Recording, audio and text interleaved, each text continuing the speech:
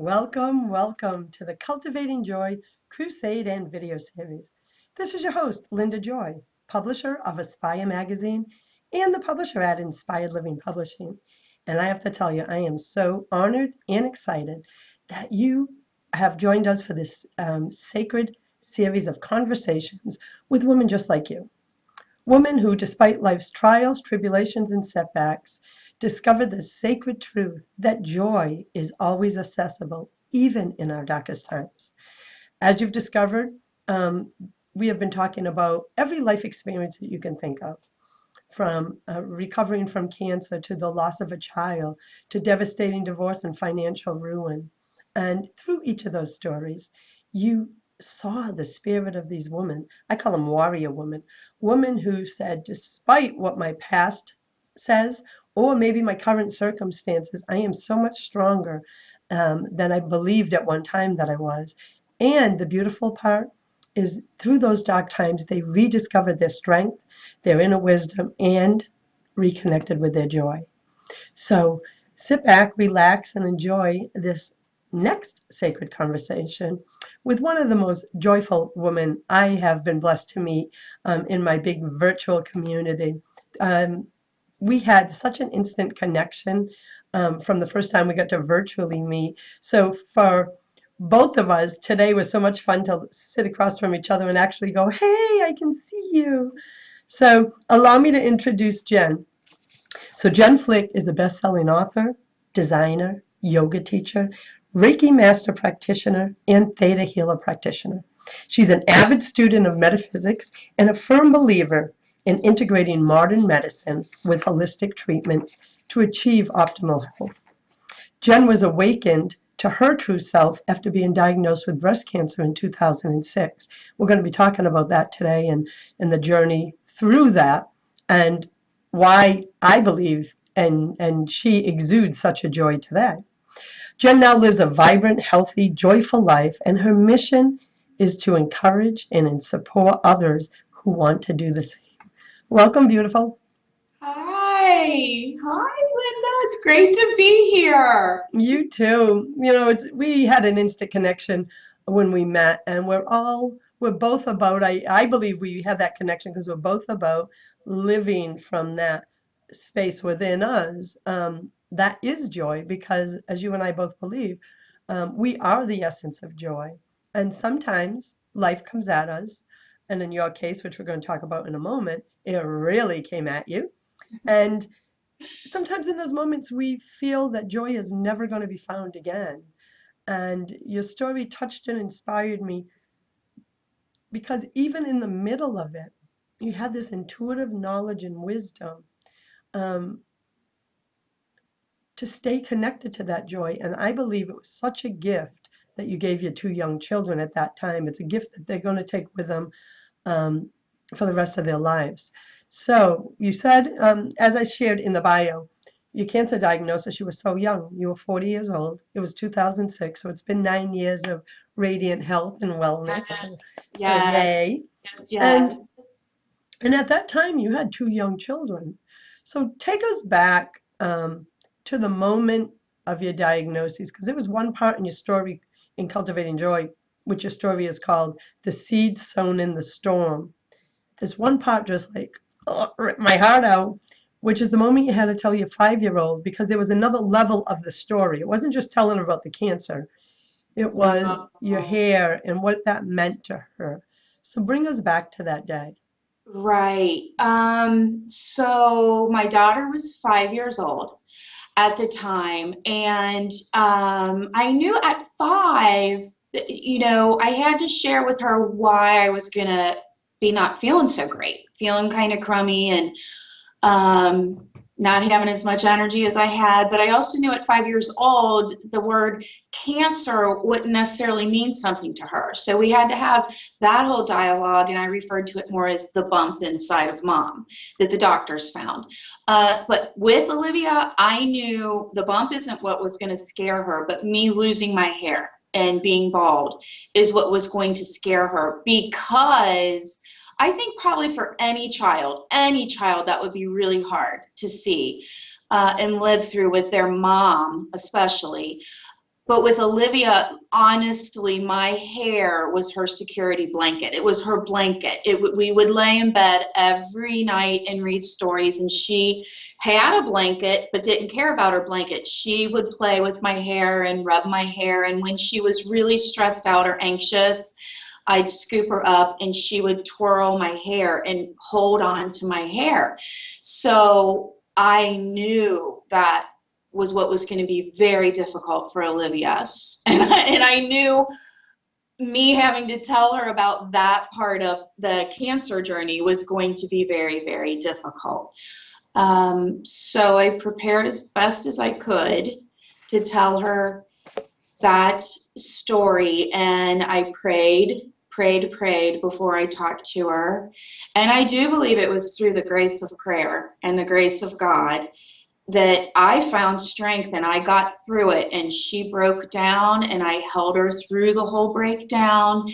And it's amazing, in those moments you kind of see and realize this could go mainly one of two ways. I mean, there's always more than just two ways, but mainly this whole story can go one of two ways for our family. And it can be staying in this space of despair and woe are we. And that just wasn't an option for me. It just was not an option. And I knew we all had to be allowed to have our moments of that, which right then, right, I had to allow Olivia to have this moment of breakdown and realization that I don't like this and this is going to be painful. Parts of this are going to be painful. But also, too, I was determined in the middle of all this, we are going to focus on joy. We're bringing it in. We're finding it. And as you mentioned, joy is, I believe, joy is our true essence. It's our true essence. It's always there for us, for any of us. It's always there to access. We just have to, A, believe that and choose that. And in that moment, I allowed her the breakdown. She needed it. It was, but beyond that, we were going to all build ourselves back up. We were going to find a way through it and find the joy in life through it. And I think we did a very good job of that. I think we did a great job. And I think by choosing that, that enabled me to be here today with you. And not just because of the story. I mean, the fact that I lived, my whole energy system aligned with that. And I think that choice is a huge component in enabling healing. I mean, of course, there's all levels that go into why people have to go through those awful things and sometimes don't make it. But for me, yeah. I absolutely believe that choice is the biggest factor in me being here with you today, having this wonderful conversation. And I think too, and I want to talk about it because one of the things that you had said, and I think it's your realization of this too. You wrote, as it turns out, this moment being the moment of your diagnosis, served an immensely sacred purpose in my life. It awakened me. Holding my broken-hearted daughter, I fully took on the promise I made to my son. I would focus on the blessings in our lives. And I committed right then and there to find joy each and every day. And you were not going to allow the diagnosis to become a pity party. You would process, which you have to do to be healthy. Right. But you would determine that you and your family weren't going to be stuck there. And no. That's powerful when you're the one basically who has every right to have a pity party. And it is very easy, especially in the world's energy, to go down that rabbit hole. But you have this, I feel, just from knowing you online and in your energy and message, you have a very strong intuitive part of you that was telling you, no, this cannot be my legacy. You knew that joy had to come into your life and stay through this, one for yourself and your healing, but also as a gift to your children.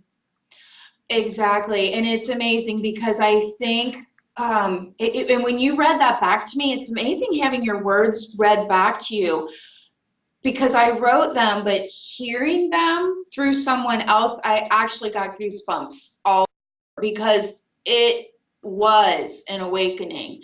And it was almost as if I saw what had been my worst nightmare my whole life. Because another thread to this is when I was 4 years old, my mother died of breast cancer. At the So same age, 40 at years old, right, that you my were just mother getting died. diagnosed. She was 40 years old, and I was 40 when I received the diagnosis. She was 40 years old when she died, and I was 4 years old when she died. So pretty much my story in my mind that I carried with me my whole life is it would be the worst thing that could happen in my life. The worst thing that could happen in my life is sometime around 40, breast cancer shows up and I have young children like she did, and I die and leave them. And so, we talk about energy, and I don't think that's coincidence either, that at 40 it shows up for me and I have young children. So I'm in this perfect place of, oh my gosh, it's my worst nightmare. It did show up, and you just give into it and fall apart, and my life is a nightmare. And instead, it was this awakening of, here it is, and what do you want to do with it? What story do you want from this? And it wasn't going to be pity, and it was absolutely going to be finding joy in whatever was facing us. And again, I don't mean to minimize the bad parts of it. You acknowledge those, but there's also always in life, there are things to be joyful about in the middle of whatever is awful. You can find it. And for me, ironically, a huge component of the joy was the fact that I had children. Yeah. Before this, I would have thought that that's the worst part. Oh my gosh, this happens and you've got your kids, you've got a 10-year-old and a 5-year-old. But actually, that gave me what I needed to dig in, because I knew my experience and how I reacted to it was going to be their experience. Oh, yeah. So having them actually really was one of the roots that grounded me into the strength of that choice of, oh no, we're going to find blessings in all of this, and we're going to move through this. Not, and that's a choice too. I will meet it and do what I need to do and move through it. Not, that, because that keeps you stuck too, and your energy, there's no way your energy can help you. So it's amazing how in life, and just using my story as an example for whatever people's story is, because we all have one, right? And I don't mean to say mine's more special or important than anybody else's, but in my story, and whatever the example is for somebody else, sometimes the very thing that you think is, this would be the worst thing that could happen to me, right? The worst thing that could happen to me is sometime around 40, I get breast cancer and I have young kids. It's exactly what showed up for me. Yeah. But, okay, I know the story that I had growing up, but maybe I can create a different story. And so sometimes that nightmare can actually be your huge awakening. And then your life is completely different from that point forward in a magnificent, joyful way. Well, I think it's because too is when you tap into the truth of who you are, which is joy, as you said, and you tap into that energy, it empowers you. And I believe, like you do, is having the little ones gave you strength to say, I want to be there for them. And of course, we all know circumstances where sometimes that's not enough. Right. And moms lose As their my battle. mother, I know my own mother, that was her determination. And so I never want to minimize, that there are other components and other factors. And one of the things too is you and I talked about off air is it wasn't just your mom, it was your grandmother. So you had this energetic legacy, whether you even knew it or not as a young child, of breast cancer is coming, breast cancer is coming. And you and I were talking about this off air, that even in your 20s, you were constantly checking your breast, going for mammograms starting at 30 years old. You were so hyper vigilant, waiting for it to come, that you said it was almost guaranteed that it was going to come, Right. because you were putting so much energy into that it was going to come. So as you went through this and learned about metaphysics, because I know a little bit about you, that you are a big advocate of that, especially I'm sure this awakened even more. Right. Do you see now, how did you shift your thought processes now so that that story ends of waiting for it to come back or waiting for the other shoe to drop? Is that all gone now for you? Is the energetic spark of that old story gone? You know, that's a very good question. For the majority, Yeah. yes, but The there other are side is the always human side, and you still have it's common fears that we all do. right. It's kind of I know a good friend of mine calls it a mind virus, where it's so hard and we don't have antibiotics for viruses, Yeah. right? We can't just completely wipe them out. So it's that mind virus where there's always the triggers. So interestingly for me, I was introduced to the teachings of Louise Hay a year before my diagnosis. And I say all the time that that really helped save my life. And I mean that seriously. Like, when we all get, my metaphysical tool belt, right? All my tools. Louise Hay is my go-to. She's my, if I was a carpenter, she'd be my hammer. You know what I mean? Your main tool. And so one of her trademark lines is every thought you think is creating your future. And so, of course, metaphysics is really tied into your thoughts and what we're creating. And so, when I got my diagnosis, I had already been practicing with those ideas for a year. And so, again, it was okay, what story do I want to create? Because my thoughts are going to create it. So, that was a huge component, always going back to, okay, my thoughts create my future. So when I still have those viruses, those little viruses that put that trigger, what your word I think was flame, or that when I feel that monstery flame coming back that was with me for 40 years, that's when I like to refer to it, and I've even written about it, is my metaphysical timeout chair, where I take that thought and literally, just like when my kids were toddlers, timeouts are effective. And I tell that thought, oh, you're getting put in the timeout chair. I know you. I know you. You've been with me for a long time. I know you and I know what you do to me, and I'm not going to let you do it. You're going in your timeout chair. And I do. I put it in the timeout chair. And then I start thinking about the story I want to tell myself and what thoughts do I want to think to create my future. And so that's been a very powerful tool for me. And we do have that power. And sometimes we don't feel like we do. When we've been telling ourselves the same story over and over and over and over, it's hard to believe we really do have that choice. But we do. We do. And it's so powerful. And And you use a tool, mine is very similar. And Louise Hay's book 20 something years ago changed my life as well as millions of other people's lives. So there was another common experience we had. But right. like you, I'm so glad that you were so honest to share that, yeah, the thoughts are still there, because a lot of people ask me, Linda, how are you always so joyful? And I go, practice, baby, practice.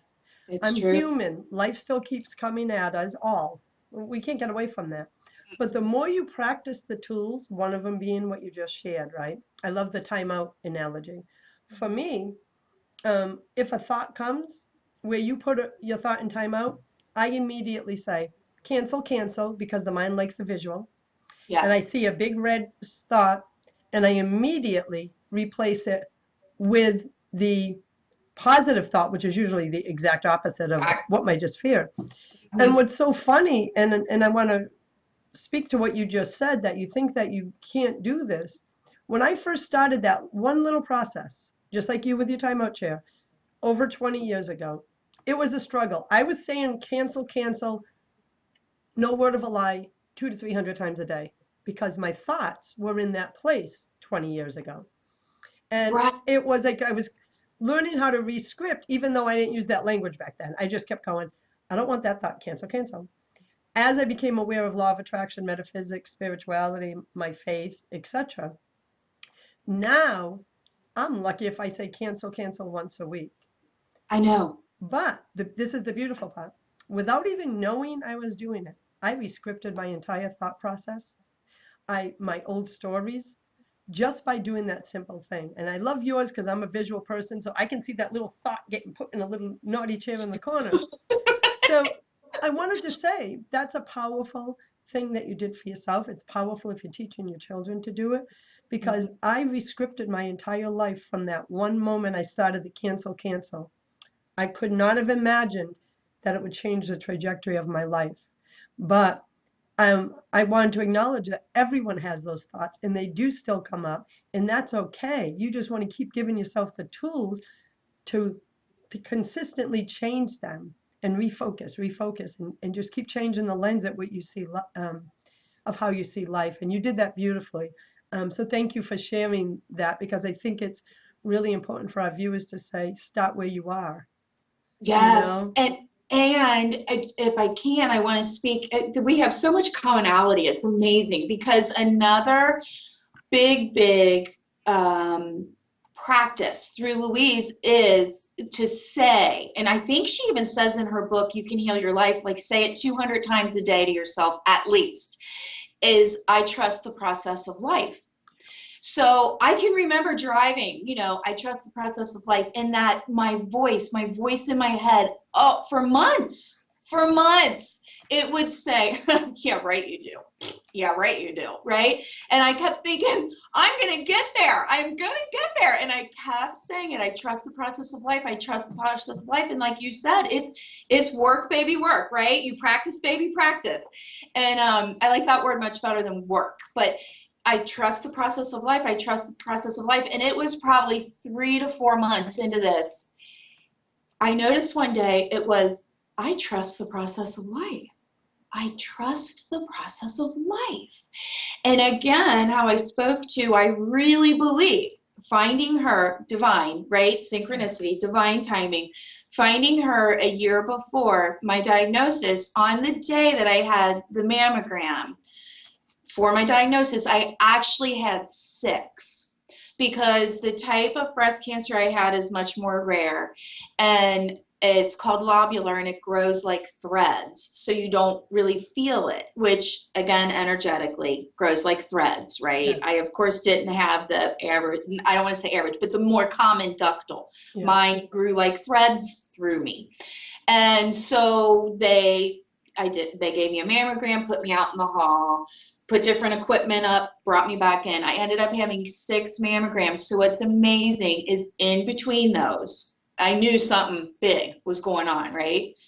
I sat in the chair in the hallway and I kept repeating, I trust the process of life. And it was such a calm, yeah, true affirmation where in that moment, where for most women, okay, most women, I admit, that would be terrifying. Sitting there, you're not just having one mammogram in one day and you know something's up, you have 6, okay?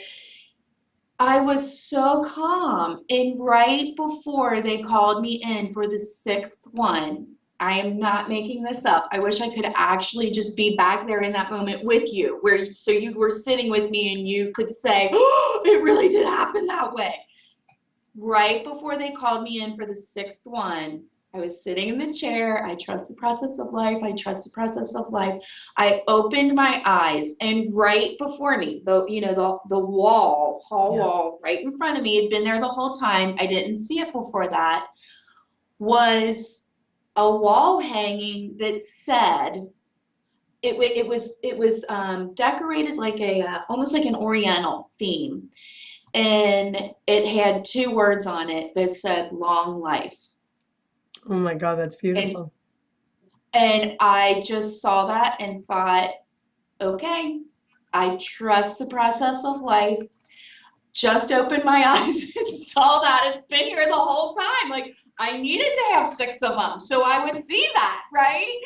And there it was. And I went in and had my 6th one, and then it all, there we go from there. But sometimes you have to practice it. You know, it took me 3 months of saying it at least 200 times a day to myself, but it went from I trust the process of life and my inner voice saying, yeah, right, you do, to I trust the process of life, whatever it brings me. Whatever it brings me, I trust the process of this. It's And that's all the part, whatever it may bring me. right. Because one of my greatest lessons, and I'm human, I think sometimes I still struggle with it, of course, not as much as when I first began my journey many years ago, but there was a time that when fears, anxieties, worries, concerns, projections, right, Right. would come into my consciousness. Especially when I was and for anyone that's really new on the path of self-discovery, law of attraction, and all this may resonate with you. I was at the beginning of my path going, oh, no, no, no, I must not have a negative thought. I am following the law of attraction. Stuff, stuff, stuff. And what happened is the more you resist something, the more it persists. And it Exactly. wasn't until I learned, and I've taught this to my clients, my friends and family, wasn't until I learned to embrace the fear-based little girl in me that was causing the thoughts, the fear, the anxiety, the worry, the projections, and say to her, instead of saying, I can't listen to you, I can't listen to you, which of course, what do you do when a little girl, when you say that? They get louder, they stomp their feet, and they're going to be heard, which is your fears and worries. And I would envision myself bending down eye level with that scared little girl inside of me, which some may call ego, worry, concern, inner child. There's so many terms for it. And I'd say, what is it that you're afraid of? Please Mhm. share it with me. As I did that more and more, the voice got quieter because of my ego and fears, because it was finally being heard and loved and validated. And I would always end my visualization with giving her a hug and saying, all will be well. I heard you. Yeah. I love you. It's okay. And what happened is by me learning how to stop fighting and resisting, which is kind of what you were just talking about a moment ago, and allowing myself to embrace my fears, they went away. I Right. think so long we want to stuff everything down because we think if we follow the law of attraction or metaphysics that it's bad to have a Right. negative thought. No, it's what you do with the negative thought that has negative consequences. It's not the thought that's bad. You're human. They're going to come up. It's what you do or Absolutely. don't do with them. So I felt led to share that story because I remember the guilt I used to feel when I first started this path. Like, I bet Louise never has a bad thought. Right. And the truth Right. is, of course she does. Right. She just knows the tools now to instantly shift them. And Hmm. I can't believe, I mean, our time together went by so quick. And there's so much more I would love to talk about and share. But I want to take this moment right now because, as I shared at the beginning of this conversation, that all my guests have a sacred offering, and it's a free sacred offering, and it's to support you in living your most joy-filled life. And as I shared it in the intro, Jen is one of the most joy-filled women that I know, and her free gift for you is 7 keys to activate your joy. It's a handbook and journal. All you have to do to have it on its way to you is click the claim your free gift button right on the side of the video. And as you can see right in front of you, it's a beautiful cover and you can read the full description. And I love when you said, have you ever been searching for a joyful life, but yet you always feel lost? And does it seem like every road leads to a dead end? The truth is, you hold the keys to your personal joy, which is everything we've been talking about today. And that is what her handbook and journal are all about. So it's a great sacred resource for you to reconnect with your joy. So again, click the claim your free gift button on the right side of this video. And Jen, thank you, one, for showing up and sharing your truth with your heart wide open in the book, but also here today because you know how what I believe that when women remove the mask and step through and share their truth, the good, the bad, and the ugly, That is what inspires transformation in others and inspires hope in others.